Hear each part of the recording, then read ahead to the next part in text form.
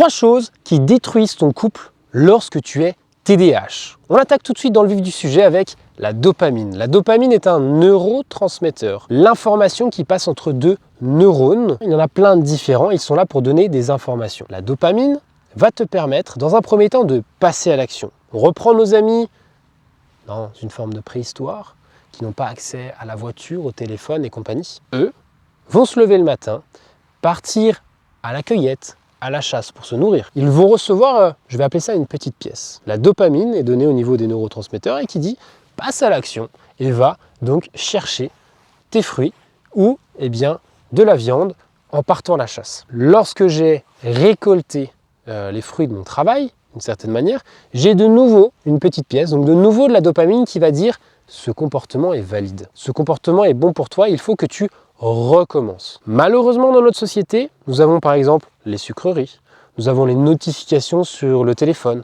nous avons par exemple l'alcool, la drogue, bref, tout un tas de choses qui viennent perturber ce circuit dopaminergique. Parce qu'avant, quand on reçoit de la dopamine parce qu'on a chassé une bête, on a validé un comportement qui était bon pour nous, pour notre survie. Sauf qu'aujourd'hui, on n'a pas vraiment de problématique pour notre survie, on a largement assez à manger. Mais on reçoit de la dopamine dès qu'on mange du sucre. On n'a même pas fait l'effort pour avoir le sucre. On reçoit de la dopamine quand on prend de la drogue. On reçoit de la dopamine quand on est sur nos écrans avec les notifications. On n'a même pas fait d'effort pour avoir la dopamine. Ça cause quelque chose qui est très compliqué, dans le sens où on va dérégler un petit peu ce circuit dopaminergique. Imagine, lorsque tu es TDAH, que tu as une problématique dopaminergique plus importante que le reste de la population, ça a un impact majeur dans ton couple. Lorsqu'il faut réaliser un effort pour justement s'occuper de son couple, parce qu'on a une petite problématique aujourd'hui, on ne s'est pas forcément entendu, parce que peut-être il y a cette nouvelle femme au travail, mais qu'est-ce qu'elle est belle. Tu vois ce que je veux dire?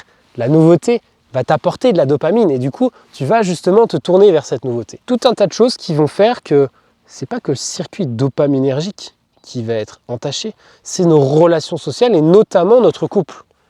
Et ça, on n'en veut pas. La deuxième chose très importante à noter par rapport à ce qui tue nos relations de couple, c'est les difficultés de planification et d'organisation.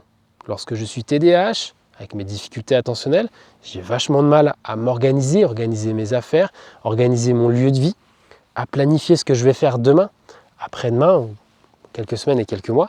Donc forcément, c'est très difficile d'organiser sa vie à deux. Quand est-ce qu'on va programmer nos vacances? Qui est-ce qui va aller chercher les enfants à l'école? Comment est-ce qu'on va faire, je ne sais pas, pour acheter l'appartement ou la maison? Et donc forcément, ça crée des tensions dans le couple. Ça crée des tensions parce qu'on va créer de la discorde, du désaccord. Ça peut être aussi le fait de gérer son temps. On a des difficultés lorsqu'on est TDAH à gérer son temps et donc à créer du temps à deux.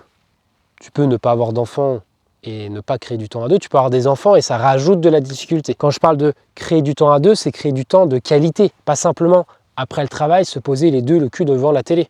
Ça, c'est pas du temps de qualité. L'idée, ce serait peut-être d'aller, je sais pas, se promener. Regarde, je suis dans la nature. De se promener dans la nature à deux, main dans la main, de discuter, de refaire le monde. D'aller manger à un restaurant, peut-être, de voir un film au cinéma et après d'avoir un réel débrief sur ce que l'on vient de voir. Partager des moments à deux de qualité. Et ces moments à deux, il faut les organiser dans sa vie, il faut leur donner une place, donc il faut les planifier. Et c'est pas parce qu'on planifie quelque chose à deux que ça va avoir moins de saveur. Certains disent oui, mais moi si je planifie le fait on va aller peut-être faire un temps de câlin à deux, je ne vais pas en avoir envie. Prenez du recul. Lorsque vous étiez au début de votre relation, à chaque date, à chaque fois que vous voyez la première fois, la deuxième, la troisième, même la 10e fois cette personne, vous créez une date, vous créez un rendez-vous.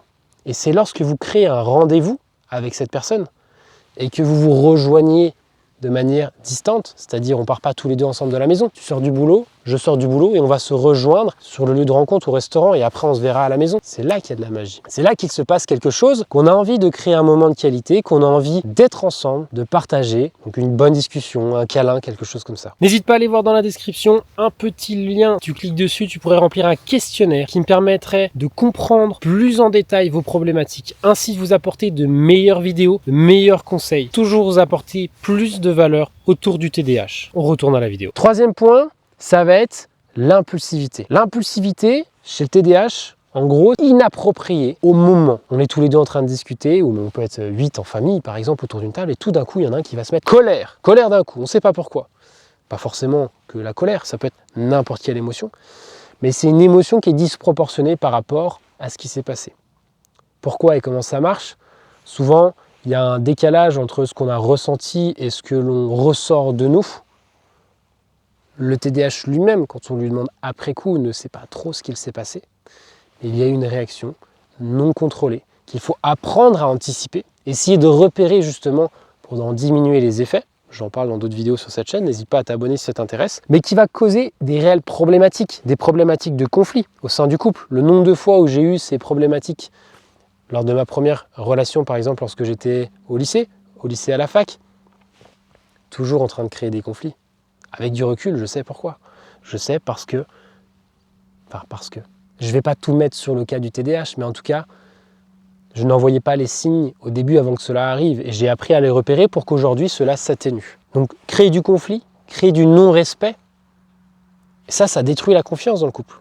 Si on n'est pas respectueux l'un envers l'autre, forcément, c'est compliqué de construire quelque chose à deux sur le long terme. L'impulsivité fait partie des choses qui détruisent ton couple. Et moi, j'ai noté des choses en plus, c'est qu'au sein du TDAH, malheureusement, parfois, on a des faibles compétences sociales et ça nous crée aussi, cette impulsivité, des difficultés dans les relations interpersonnelles. Donc, c'est pas que dans le couple que ça nous cause des problèmes, c'est aussi avec les amis, avec la famille. Donc, sois en capacité de vouloir travailler sur ces points, sur ces cas de figure très importants, d'essayer de monter en compétences sociales pour diminuer ces problématiques relationnelles. Ça aura un impact important et majeur dans ton couple, mais aussi avec tes amis et certainement au sein de ton travail. Et donc, ton environnement social sera d'un côté bien meilleur dans l'accueil avec toi.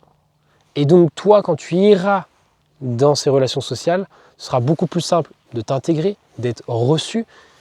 Et donc, tu seras forcément bien mieux apaisé. 3 choses qui tuent ton couple quand tu es TDAH. N'hésite pas à me poser des questions en commentaire et je t'invite à aller voir la vidéo 5 astuces relations de couple TDAH qui pourraient t'aider à trouver des pistes justement pour régler ces difficultés, toutes ces choses qui tuent ton couple. C'était Valentin, on se retrouve à bientôt pour une prochaine vidéo. Ciao!